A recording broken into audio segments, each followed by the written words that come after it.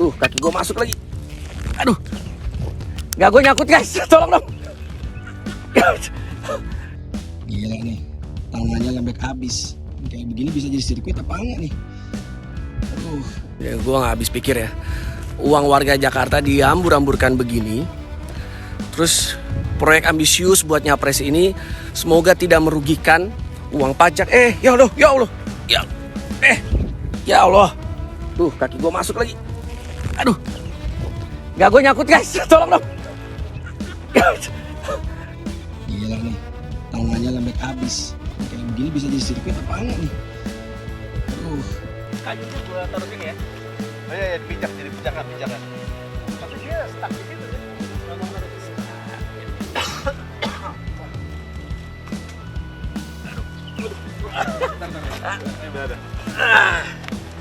Wah, kacau.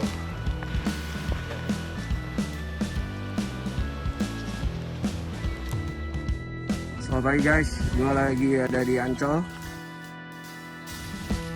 Karena kita sudah di Bekasi.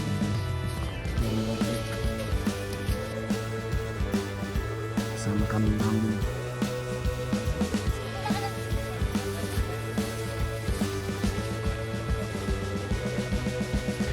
Gokil sih ini project Formula E ya. Project ambisius banget.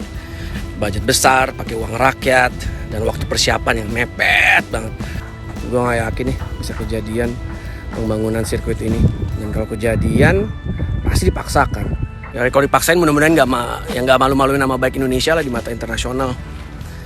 Info aja nih guys, Jakpro sudah membayar komitmen fee ke Formula E sebesar 560 miliar di tahun 2020. Kok bisa tinggal 5 bulan lagi Formula E sirkuitnya masih seperti ini?